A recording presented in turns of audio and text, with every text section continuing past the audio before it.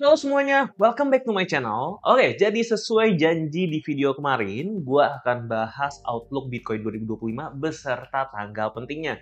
Jadi buat teman-teman yang nggak mau ketinggalan update soal Bitcoin ataupun cryptocurrency lainnya, perhatikan tanggal-tanggal ini. Tanggal-tanggal yang akan gue bahas nanti tentunya akan sangat mempengaruhi harga Bitcoin nanti ya. Entah dia akan naik atau koreksi dulu, atau dia akan justru jatuh. Nah, kita coba kupas tuntas tanggal-tanggal pentingnya ya. Oke, jadi ini adalah tanggal-tanggal penting yang sudah gua rangkum ya, tentunya untuk di tahun 2025, tapi tentunya gua akan bahas untuk tanggal penting di kuartal 1 dulu ya, supaya teman-teman nggak terlalu pusing di masa depan seperti apa ya untuk 12 bulan ke depan. Ya, kita ambil yang paling dekat dulu di kuartal 1. Jadi untuk di kuartal 1 sendiri itu ada 5 tanggal penting yang menurut gua harus teman-teman perhatikan. Yang pertama ada 15 Januari 2025. Ini tepatnya adalah hari ini ya teman-teman ya. Tanggal ketika video ini diupload, lalu tanggal 20 Januari ya ada pelantikan Presiden AS atau Donald Trump ya. Kalau tanggal 15 Januari itu data inflation ya. Ini biasanya data yang benar-benar dilihat banget sama orang. Lalu tanggal 29 Januari ya, di mana tanggal 29 Januari ini ada FOMC meeting. Jadi biasanya hasil dari CPI itu akan mempengaruhi hasil dari FOMC nanti ya. Lalu tanggal 28 Februari ada rilis data domestik bruto, lalu tanggal 18 Maret ada pertemuan FOMC lagi yang berikutnya. Ya, jadi gue akan lebih bahas 3 tanggal penting di bulan Januari ini ya teman-teman. Kita akan mulai dari CPI dulu ya, atau kita mulai dari tanggal 15 Januari yang paling dekat dulu. Nah, memang apa sih dampak CPI atau CPI itu sebenarnya apa sih kok gitu ya. Jadi CPI itu gampangnya adalah data indeks harga konsumen ya. Jadi ini adalah tingkat inflasi di Amerika Serikat ya. Tentunya kalau tingkat inflasi di Indonesia dan Amerika Serikat beda ya. Kalau di Amerika Serikat akan berdampak pada orang-orang di seluruh dunia. Kalau di Indonesia ya paling cuma di Indonesia aja ya. Dan untuk CPI sendiri ya diprediksikan nanti itu akan naik ke 2,9%. Jadi tingkat inflasi yang sebelumnya 2,7 itu diprediksi akan naik sampai 2,9% ya teman-teman ya. Nah, jadi prediksinya naik. Kalau misalnya naik, itu akan dampaknya seperti apa sih? Atau kalau misalnya ternyata berbeda dengan prediksinya malah turun, itu dampaknya seperti apa sih? Jadi dampaknya bisa kita lihat di sini teman-teman ya. Jadi ini gue akan munculkan lasernya ya biar kelihatan ya. Kalau CPI-nya naik nih sesuai prediksi ya, kembali lagi bahwa prediksi dari ahli ekonom pun belum tentu selalu benar ya.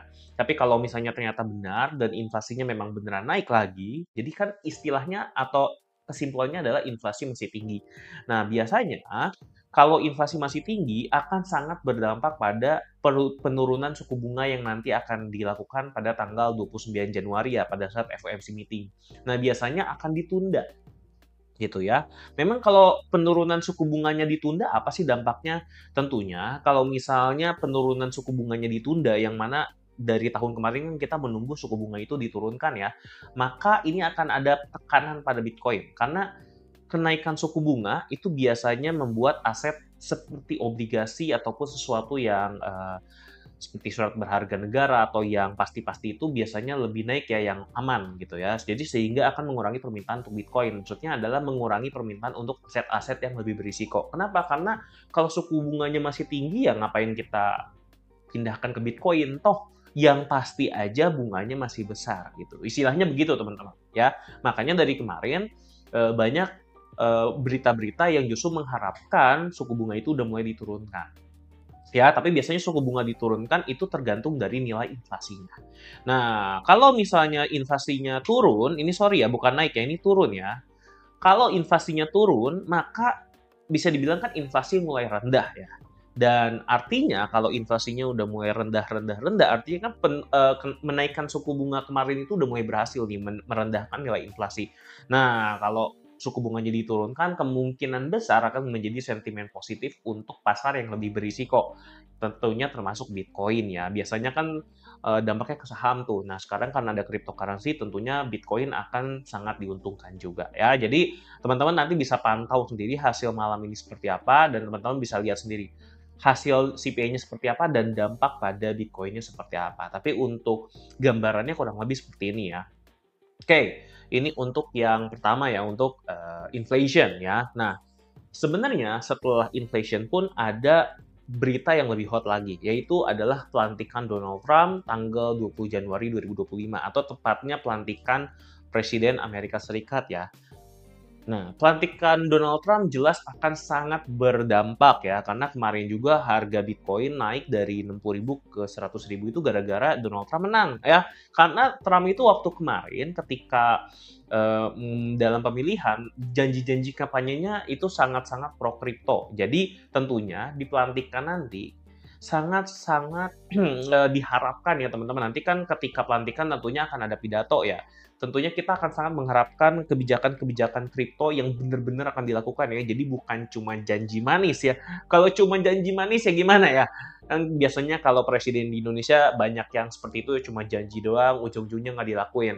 Nah kalau itu nggak dilakuin ya, kebijakan pro kripto ini nggak dilakuin, tentunya akan sangat berdampak terhadap koreksi Bitcoin. Ya, jadi akan jadi koreksi. Tapi kalau ternyata Donald Trump itu sesuai dengan janjinya ketika kampanye, di mana kebijakan pajaknya ramah kripto, penerapan regulasinya benar-benar jelas, harga Bitcoin-nya pasti akan naik, ya kemungkinan besar, ya.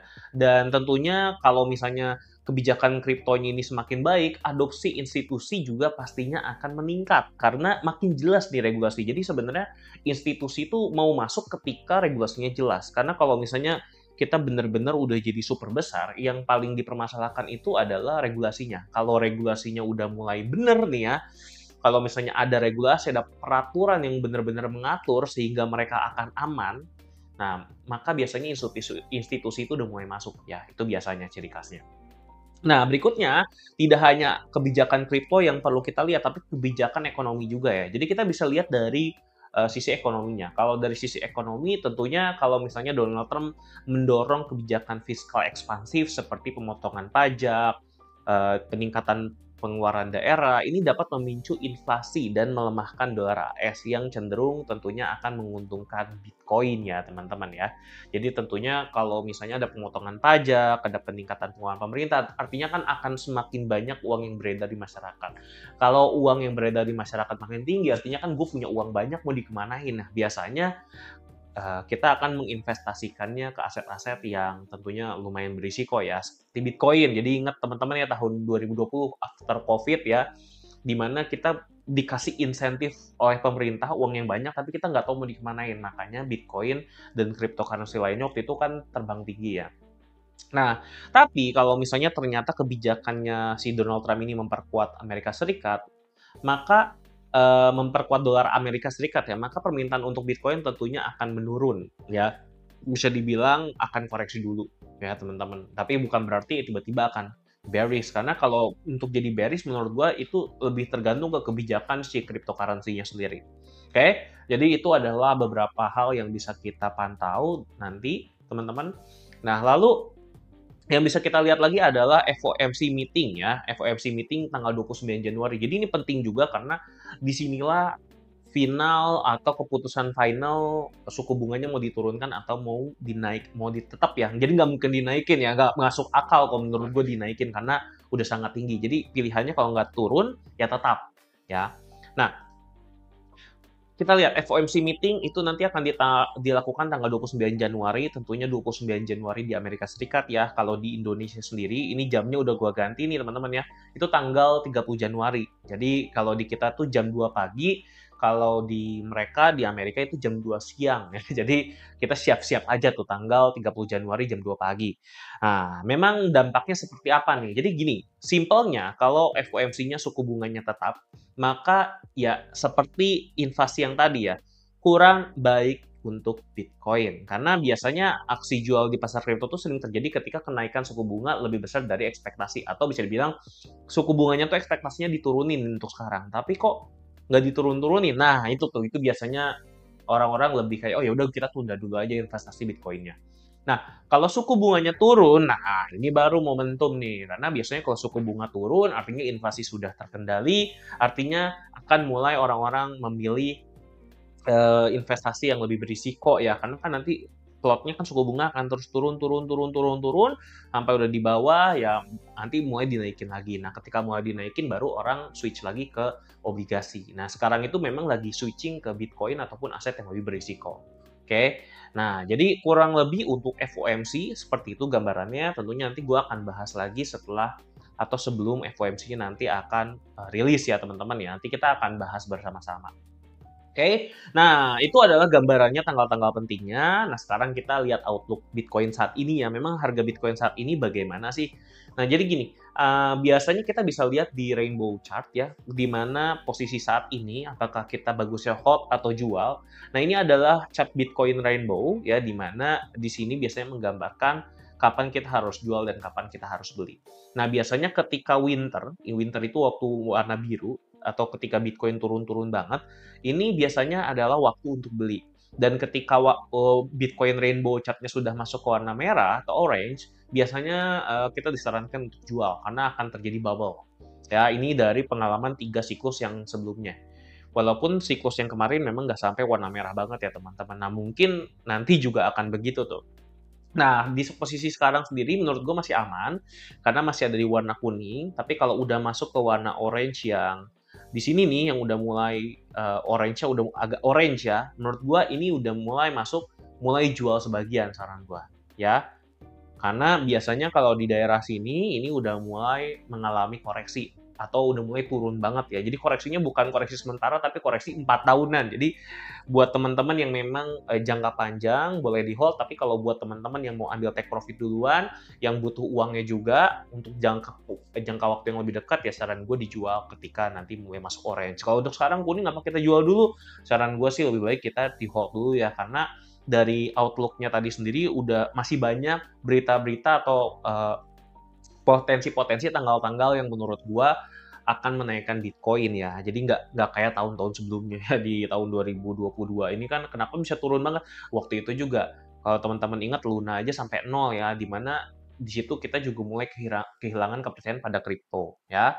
Kurang lebih seperti itu. Oke, jadi untuk sekarang menurut gua masih aman, dan kalau kita lihat nih dari grafiknya ya teman-teman ya.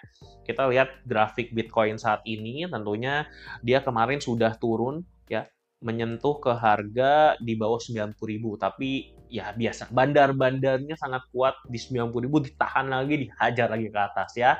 Nah, tapi pertanyaannya apakah Bitcoin akan lanjut turun atau akan naik ya? Kalau menurut gue sih dari tanggal-tanggal penting yang kita bahas tadi, menurut gue sih harusnya Bitcoin itu cenderung akan naik ya teman-teman, dibandingkan akan turun. Walaupun dia kelihatannya masih bisa koreksi lagi nih teman-teman, kalau tidak ada kepastian ya.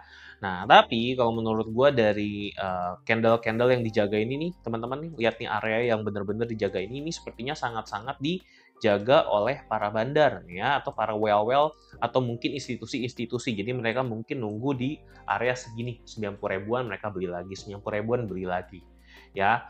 Nah, kecuali kalau misalnya dorongan sell-nya makin kuat dan juga kebijakan kriptonya itu ternyata kurang pro ya setelah Donald Trump dilantik, mungkin akan turun lagi sampai ke area lebih bawah lagi nih teman-teman. Kalau saya lihat sih di sini ya teman-teman.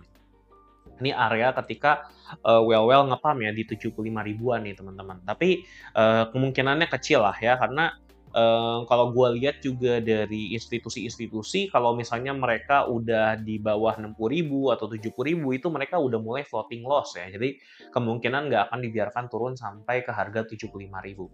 Nah, kalau misalnya dia naik itu gimana kok skenarionya? Nah, kalau naik ya, menurut gua dia mungkin masih berpotensi naik sampai ke 150.000 ya, sesuai target yang selalu kita bahas kemarin. Oke, jadi gue sih berharap dia harus breakout dulu dari, tentunya dari ini ya, dari 102.000. Kalau dia bisa kembali ke 100.000 dulu aja ya gini, nah ini kemungkinan bisa terbang. Tapi tentunya yang mengkonfirmasi dia bullish trend-nya lanjut, tentunya dia harus breakout yang ini ya teman-teman ya, 108.000.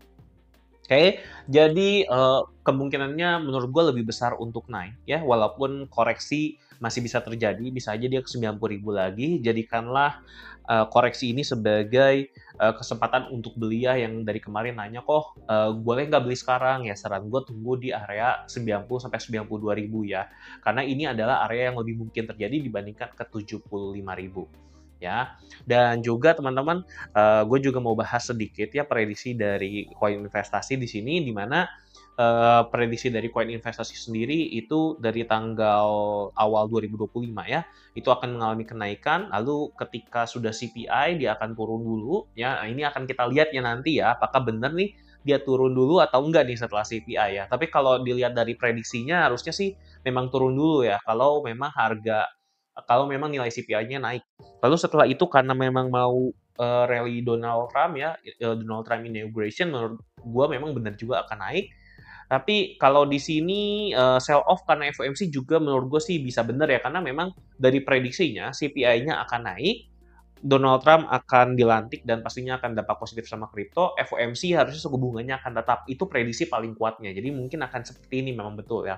Jadi menurut gue ini bisa jadi prediksi yang bagus, walaupun kembali lagi kita nggak tahu kejadiannya nanti seperti apa ya kenyataannya ya, karena banyak yang tidak pasti nanti. Tapi menurut gue ini gambaran besar yang gue juga cukup setuju lah dengan prediksi ini. Oke teman-teman, mungkin itu aja ya untuk prediksi kali ini, Outlook Bitcoin 2025 kali ini. Kalau teman-teman punya pertanyaan, jangan lupa join grup di bawah ini ya teman-teman, yang ada di link deskripsi, supaya teman-teman bisa langsung tanya dan kita akan bahas soal Bitcoin dan cryptocurrency lainnya bersama-sama. Oke, itu aja teman-teman yang bisa gue sampaikan pada Outlook Bitcoin 2025 pada kali ini. Nanti gue akan update terus tentunya, tiap bulan gue akan kasih tanggal-tanggal pentingnya supaya teman-teman tidak ketinggalan tanggal-tanggal pentingnya. Oke, sampai jumpa di video berikutnya. Bye-bye.